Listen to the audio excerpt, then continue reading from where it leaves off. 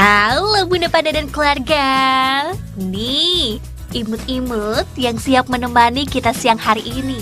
Ada yang warnanya cincila, otter, broken, hingga chestnut. Ulala, imut semua.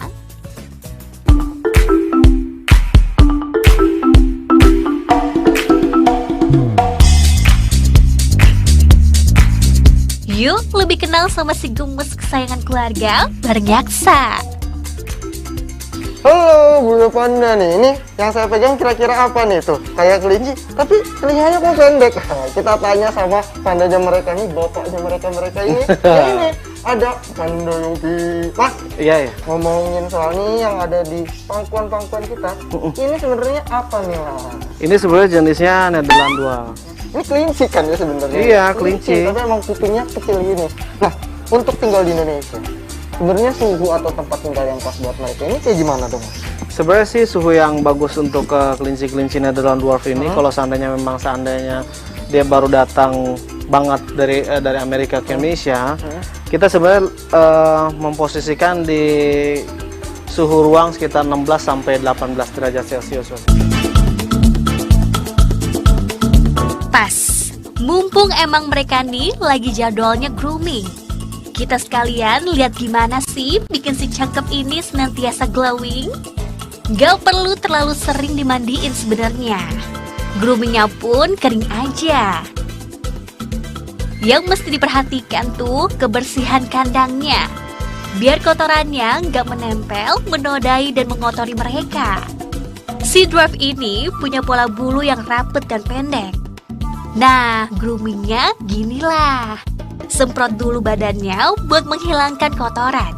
Dari ujung kaki sampai ujung kupingnya. Lanjut sisir cantik. Supaya bulunya nggak kusut dan makin ciamik.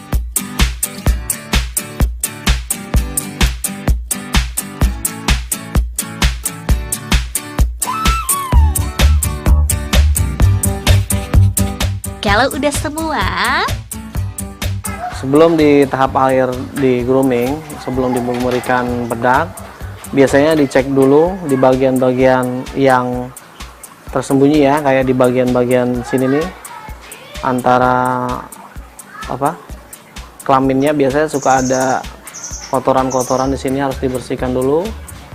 Dan setelah itu dicek lagi kondisi bulunya, kalau seandainya udah banyak bulu-bulu mati yang tersisa udah kebuang, baru bisa kita pakaikan bedak.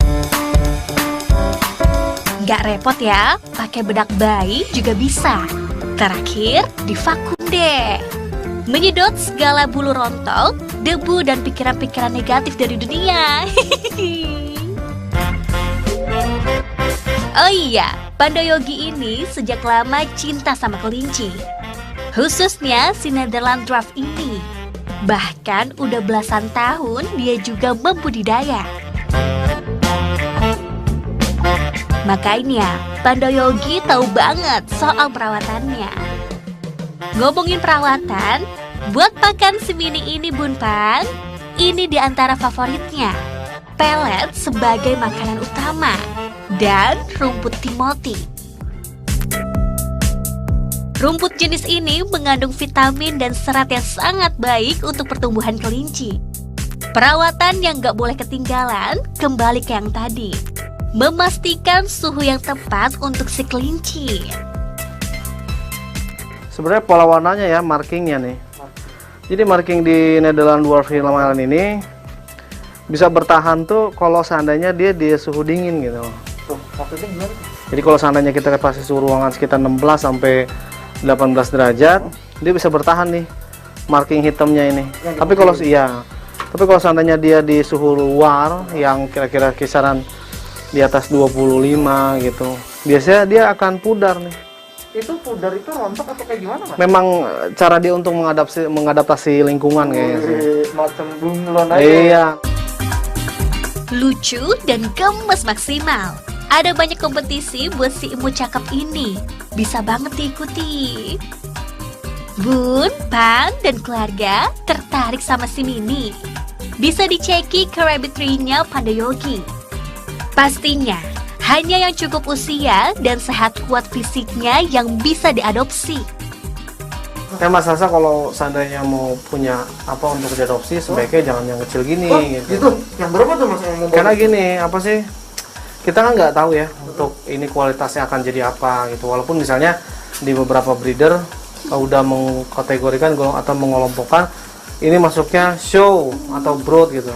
Tapi kalau untuk saya biasanya di atas 4 bulan.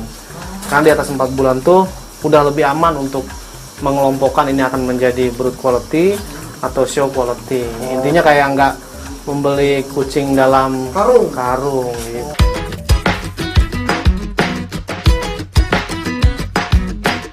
Ipop kasih tips juga nih buat bunda panda yang tertarik mengadopsi Netherland Draft. Tips dari Panda Yogi juga sih ini. Pertama, cek ukuran dan bentuk tubuhnya. Pastikan posturnya proporsional. Lihat juga kepala dan ukuran telinganya. Badan juga pan. Semakin bulat, semakin bagus pula kualitas si kelinci berarti. Kan bisa aja orang kan nipu-nipu kasarannya Mas. Nah biar ketahuan keturunannya dia. Silsilahnya ya. Nah biasanya kalau saya tuh, jadi umumnya ya kalau untuk breeder kelinci itu dikasih tato di sini nih di telinga. Di mana? Nih seperti ini nih. Tuh. Oh iya. Ini emang buat ngasih tahu atau emang udah? Nah itu nanti jadi penanda bahwa misalnya seandainya si induk A ini dengan tato sekian dikawinkan dengan jantan yang punya tato telinga ini, nah nanti silsilahnya baru ketahuan tuh. Si induk jantan itu atasnya orang tuanya yang mana, si induk betinanya pun punya pencatatan orang tua yang dari yang mana gitu. Buat jaga kualitas juga. Untuk pedigree pastinya gitu. Ya, ini tatonya.